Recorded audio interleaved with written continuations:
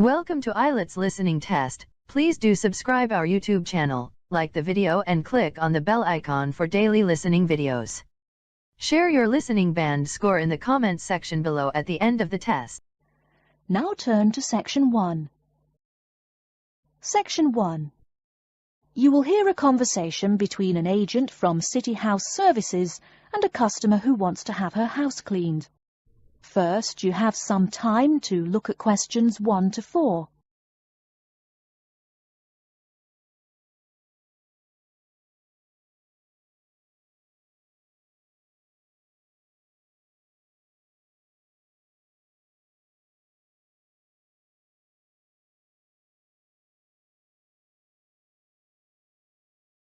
You will see that there is an example which has been done for you.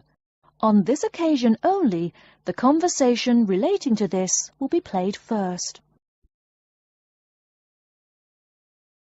Good morning, City House Services. How may I help you? Good morning. I'd like to arrange to have my house cleaned. Certainly. I just need to ask a few questions. First, could I take your name? Yes, it's Barbara Hill. The woman says that she is Barbara Hill, so Barbara Hill has been written in the space. Now we shall begin. You should answer the questions as you listen, because you will not hear the recording a second time. Listen carefully and answer questions 1 to 4. Good morning, City House Services. How may I help you? Good morning. I'd like to arrange to have my house cleaned. Certainly. I just need to ask a few questions. First, could I take your name? Yes, it's Barbara Hill. Thank you. Next, is your house in London? Yes, it's in Kingston in southwest London. Okay, southwest London, and, what's the postcode? SW105. And what is the square footage and what rooms will be cleaning? The whole house is 268 square feet, and there is no need to clean all the rooms. I only want to have my bedrooms cleaned. Okay. How many bedrooms does the house have? 3 bedrooms. Oh no, sorry, we used to have 3 bedrooms, but we only have 2 bedrooms now. Are those single bedrooms or doubles? Doubles. Fine, 2 doubles. There's one more room which needs cleaning. It was used as a bedroom before, and now we have converted it into an office. I understand.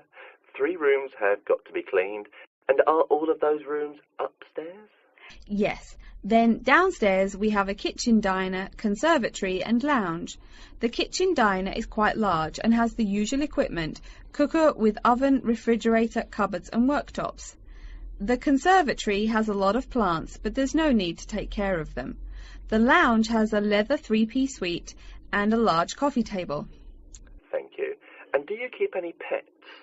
Yeah, I really love keeping them. I've got 2 dogs and 3 cats. Okay, then if our staff come over to offer the service, please take your pets away. Have you looked at our service packages? Yes, I have one in front of me. Excellent. Before you hear the rest of the conversation, you have some time to look at questions 5 to 10.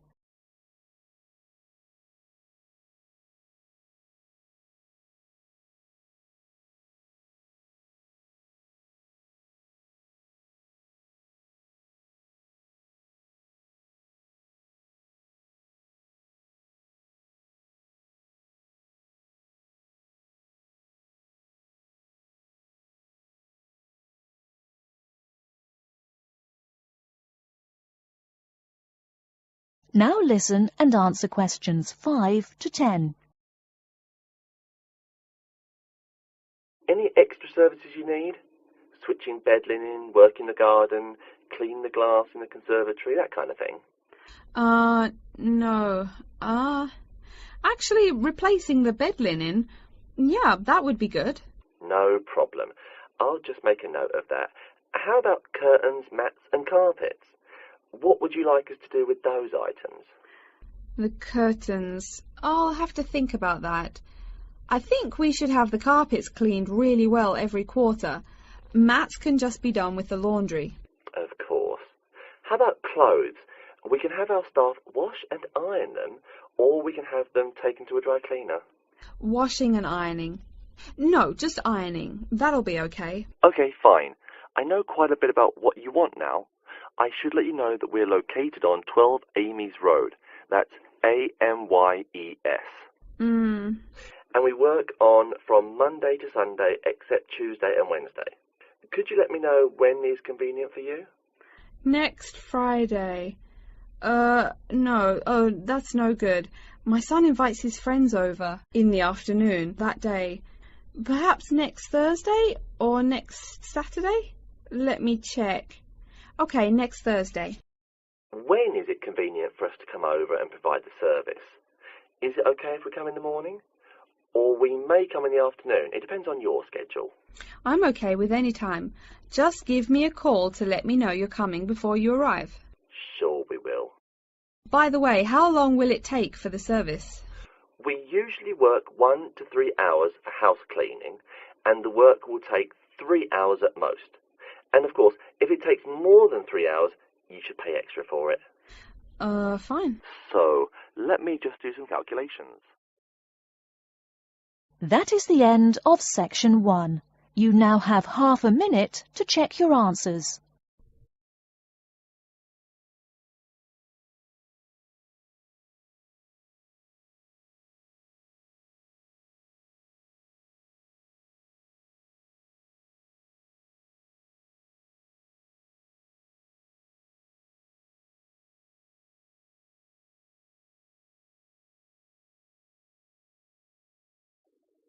Now turn to section 2.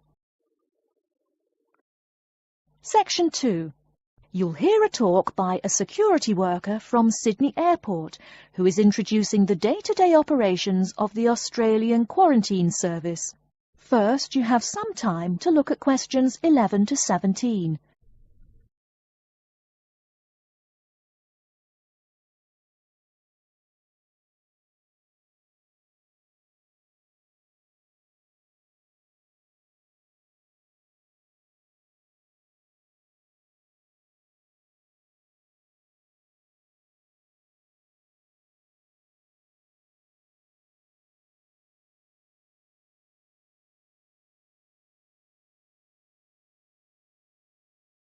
Now, listen carefully and answer questions 11 to 17.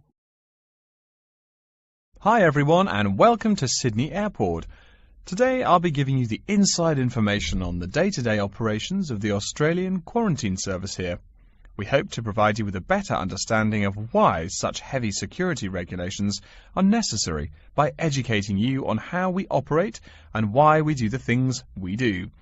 We're not here to try to persuade you to fly through Sydney Airport, though we hope you'll find your experience relatively stress-free and comfortable. First things first, our personnel. Can anyone guess how many people work at Sydney Airport? We have 200 alone working in Terminal 2, so can you guess how many in the whole airport? I heard someone say 360. That's getting closer. What? Did someone say 2,000? That's way too high. Sydney Airport actually employs 440 people. A lot, right? And about half of those employees work in security-related matters. Moving on to our not-so-human employees, let's come and see our favourite pooch, Milton. Milton is our best drug-sniffing dog on the force. He's friendly to most people. You can even come pet him at the end of our tour. Burnouts, beware though. He'll find everything. Notice that even though there are so many of us around him, Milton stays quite calm. This is the precise reason he was chosen for the job. Dogs that are chosen are not predisposed to sniff out different narcotics. That's something we teach them already. So here's a part of the airport most people never notice, the cargo transport terminal. This is where packages are shipped to and from. Normally, we ship around 4,400 packages per month. In this airport alone, over 52,000 packages were shipped in and out over the past year. We ship to and from 170 different countries. Not bad, eh? Probably it will go up to over 72,000 packages this year. And despite over 100 flights in and out of here daily, the number of lost or delayed packages is impressively low. If you send your package through here, rest assured we'll get it where it's going. Let's move on to the area most of us are familiar with, the passenger terminals. In order to be allowed into this area, you must pass through security with your ticket and, if you're travelling internationally, your passport. If you're travelling domestically, you just need a legal form of ID. If you don't have those, you will not be allowed to pass through security and board your flight. During the security scan, your carry-on items will be checked for dangerous items such as weapons, sharp objects, and liquids that exceed our specified limit. If you attempt to pass any of the prohibited items on this list posted at the entrance, you are still allowed to board the plane, but you'll be given a warning and your item will be confiscated. Don't worry, we will not arrest you for having too much shampoo in your bag or anything like that. We also search your carry-ons and parcels for any perishable items. We prohibit the transportation of local vegetation and prohibit parcels containing any insects in them. You may or may not have learnt about this in biology class, but when some plants are introduced to a new environment, they spread wildly and wipe out the current species around it. It is important to control the introduction of new plants into an ecosystem, so we must prohibit the transport of any fertile seeds. So what happens to parcels containing possibly suspicious items? It's of course something we do not take lightly here. If an object passes through the scanner that appears suspicious in any way, it is separated out for manual search by a member of our trained security personnel. If an illegal plant or simple sharp object like a pocket knife is found, it is simply disposed of in our biohazard waste containers, and the package itself is returned to the sender, or passenger if it is for a passenger flight. More serious weapons are reported to higher authorities for investigation. Before you hear the rest of the talk, you have some time to look at questions 18 to 20.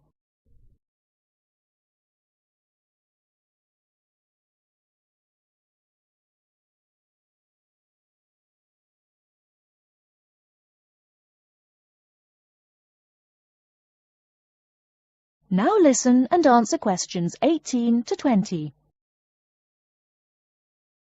As far as parcel security, the material of the parcel is important. For shipped goods, the most common material used and the most widely accepted is paper. Make sure it is packed sturdy enough with no rips or tears. We've definitely had packages rip open before due to haphazard packing.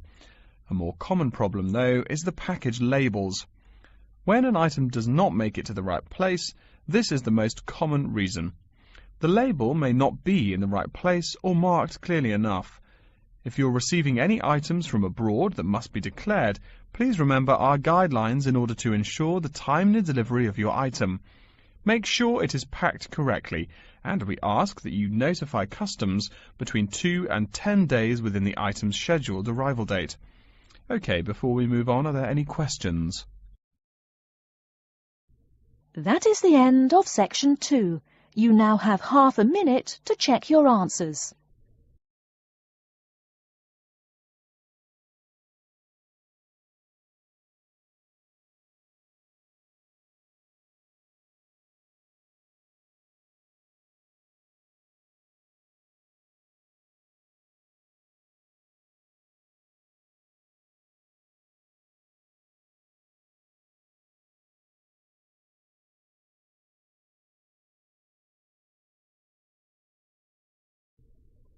Now turn to section 3. Section 3. You will hear a librarian called Adam Smith talking to the students about how to use the facilities in the library. First, you have some time to look at questions 21 to 26.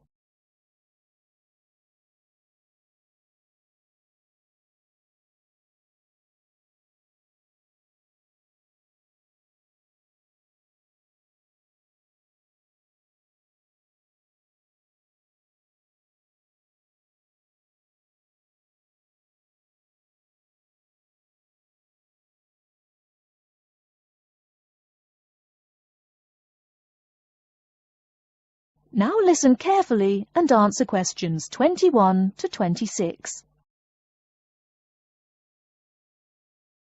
Welcome. Please come in and gather over here around the tables. My name is Adam Smith, and I'm the librarian here. I'll show you around today and explain how to use these facilities. Hopefully, when I'm done with it, you'll know the ropes.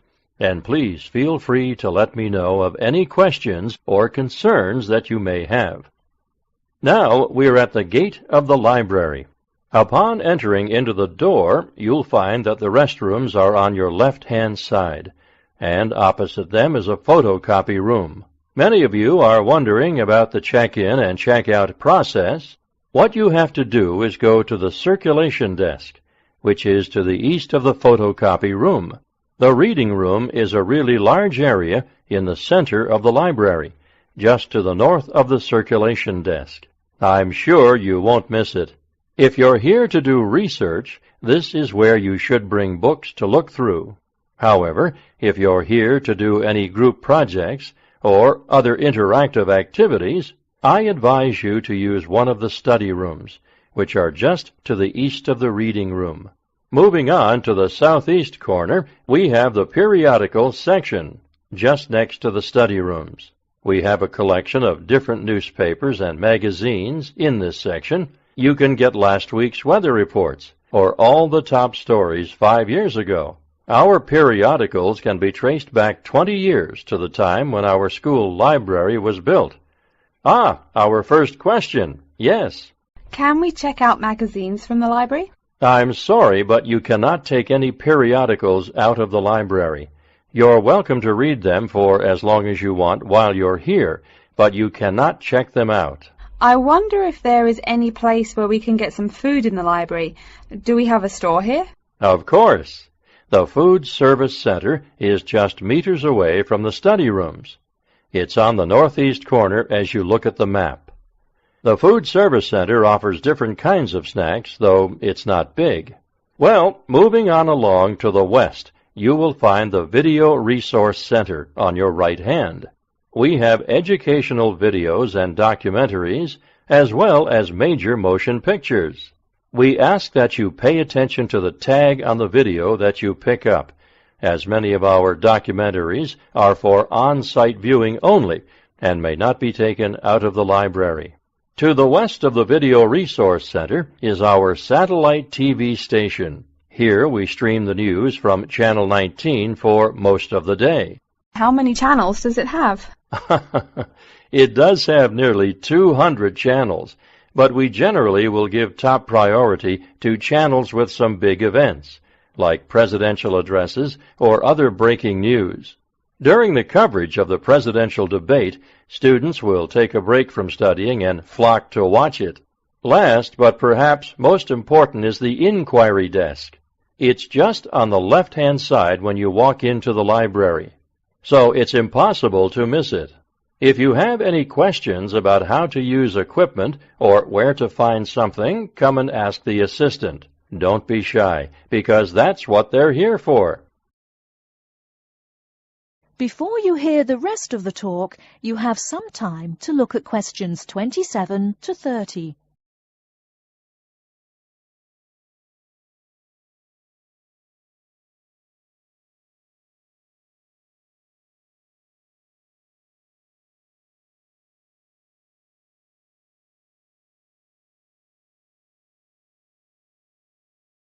Now listen and answer questions 27 to 30. Speaking of questions, one of the questions we get asked is how to actually check out a book once a student has picked one out. If it's a fiction or non-fiction book, look for the pink and yellow checkout card inside the back cover of the book.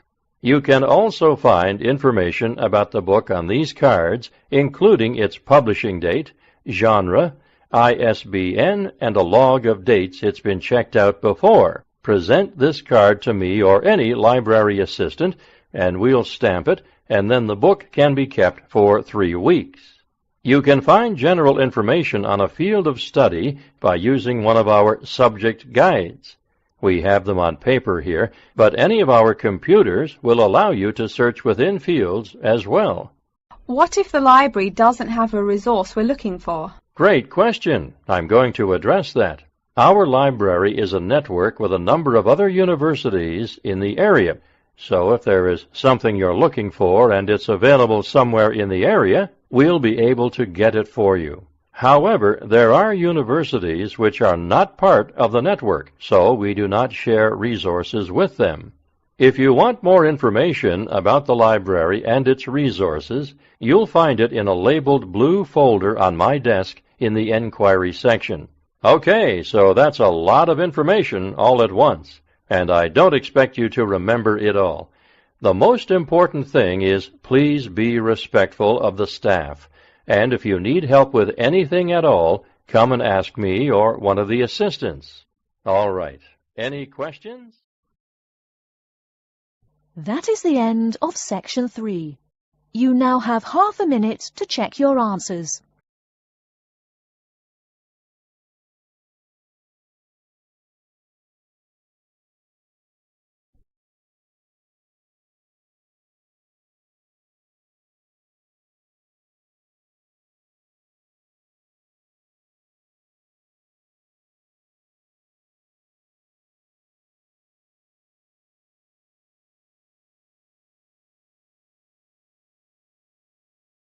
Now turn to section 4. Section 4. You will hear a lecture about Crocodylus niloticus and its living habits. First, you have some time to look at questions 31 to 40.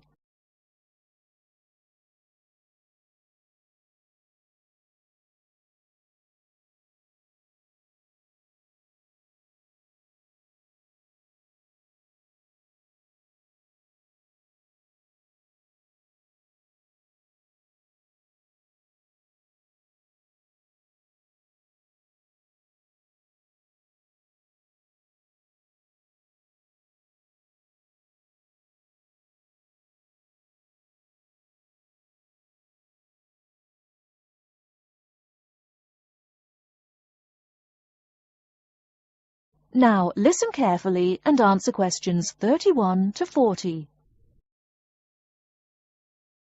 Good morning. Today we will continue our study of Crocodylus niloticus by talking about its living habits. We've already discussed the evolutionary attributes that set it apart from its crocodile relatives. Does everyone remember that?